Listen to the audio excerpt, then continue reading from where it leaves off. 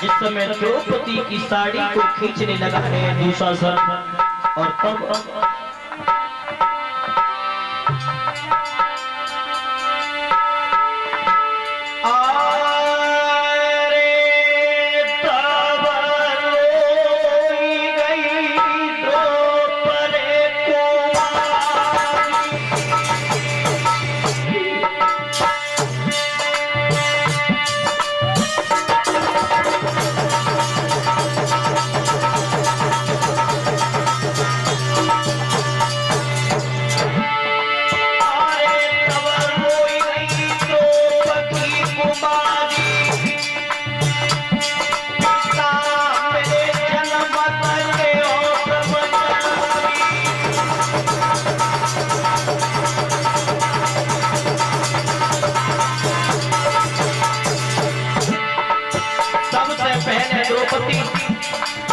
गंगा पुत्र भीष्म के पास में गई।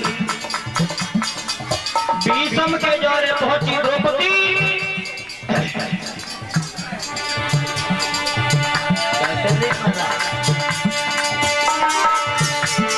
द्रौपदी ने बाबा भीष्म से कहा है, बाबा मेरा अपमान हो रहा है, दुशासन मेरी साड़ी को खींच रहा है। बाबा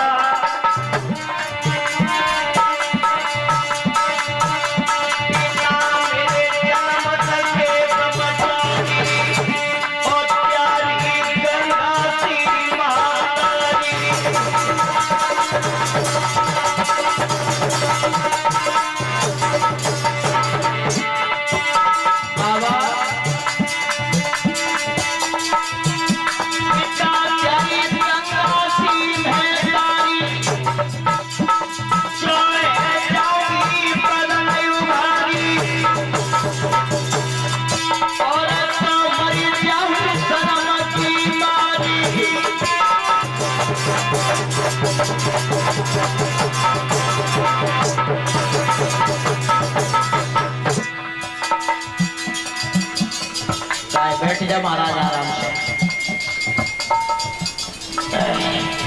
हाँ नाचवे को समय दो जाओ, तुम्हें परेशान मत हो। जिस समय द्रौपदी भीष्म बाबा के जोरे पहुंची, बाबा तुम्हारे समान कोई छत्री नहीं है और मेरा अपमान हो रहा है। बाबा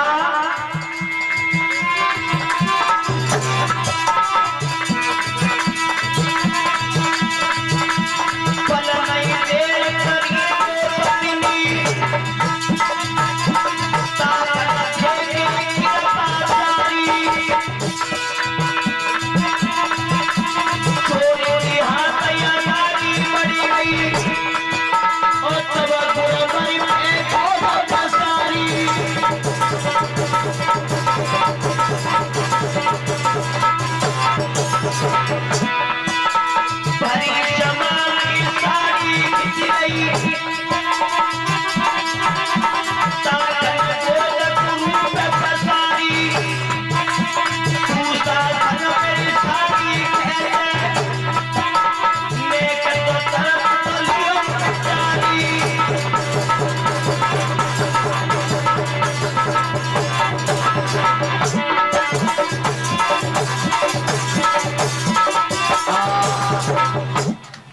द्रौपदी ने चारों तरफ नजर किए। गंगा पुत्र भीष्म बैठे थे, तो सबसे पहले द्रौपदी ने भीष्म के हाथ जोड़े।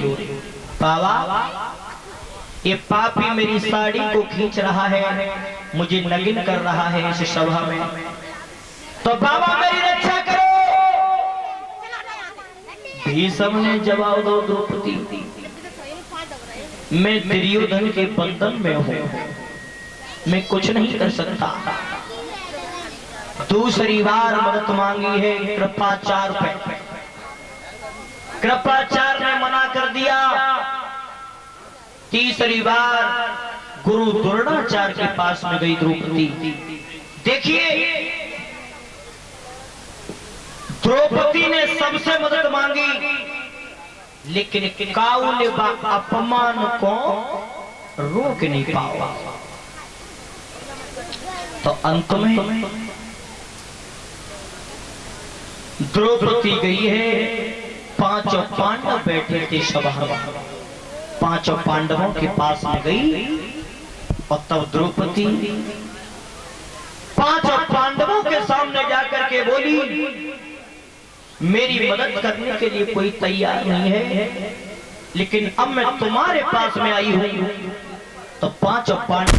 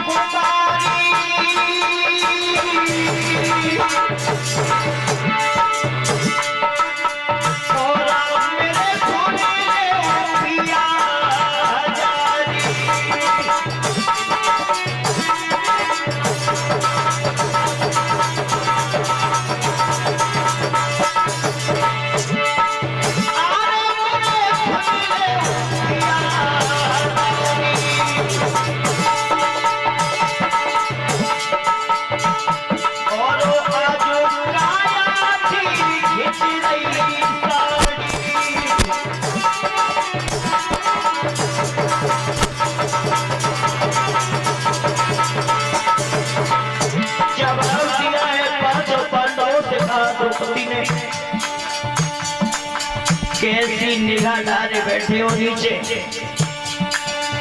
अगर आज मेरे शरीर से साड़ी खिंच गई, मेरा अपमान हो रहा है।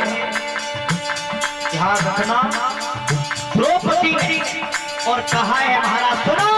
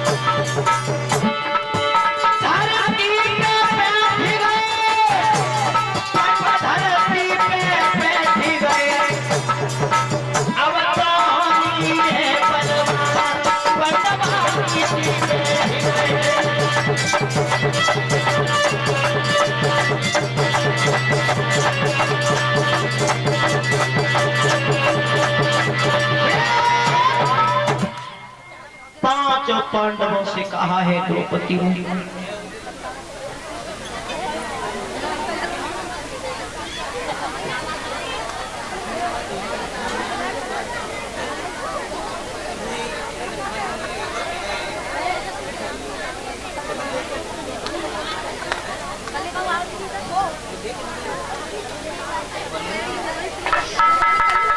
ध्यान रखना, द्रौपदी ने पांचों पांडवों से कही सुनो,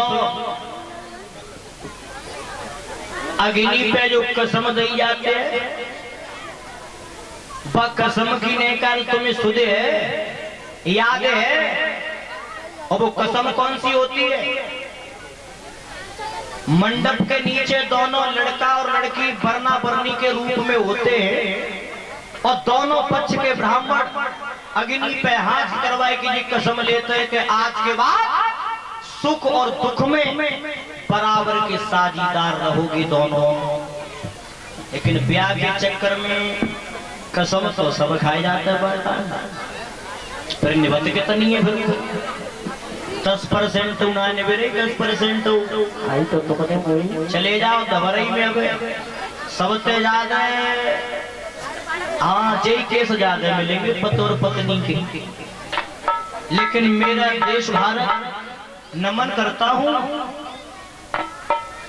ये रीत हमारे देश भारत में नहीं है, ये विदेशों में है। कौन सी कि आज कर ली कल छोड़ देगी, बसों दूसरी करी।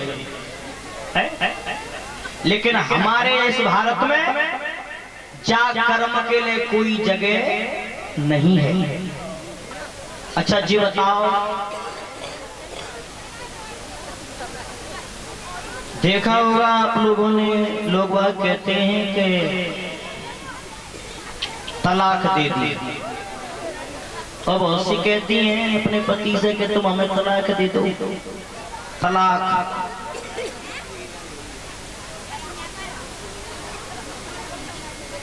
और अधिकतर देखा होगा आप लोगों ने, ये रीत विदेशों में है, हमारे देश भारत में नहीं है। और हमारे देश भारत में तो यही रीत है, अगर जाके संग साथ भामर पड़ गई तो चाहे मुकदमा चल जाए, चाहे कितनी देर मुकदमा लड़ना पड़े, चाहे दबरई जाना पड़े, मुकदमा चल जाओ पुलिस आ जाए, लेकिन हड़िया बाई के मूड पे फूटे। ये विदेशों में होता है, आज शादी कर ली वो छोड़ देगी, दूसरी शादी फिर कर ली। लेकिन हमारे इस देश भारत में इस कर्म के लिए कोई जगह नहीं है। बोलिए गोविंद भगवान की। तो ध्यान रखना, द्रौपदी ने पांचों पांडवन से गई, सुनो जेई दिना दिखावे के लिए मेरे बाप की मीन मारी, जेई दिना दिखावे के लिए जो पापी मेरी साड़ी को पकड़ के खींच रहा है और तुम चुपचाप बैठे हो। लेकिन पांचों पांडव उस समय कुछ नहीं कह पाए।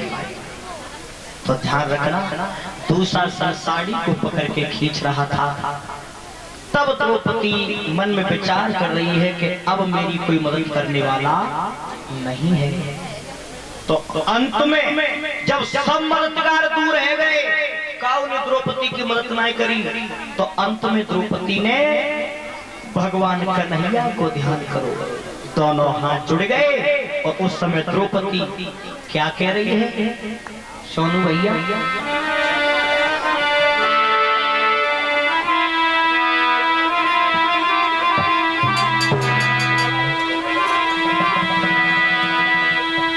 द्रौपदी जिस समय दोनों हाथ जुड़ जाते हैं, द्रौपदी के विचार कर रही है और क्या बोली?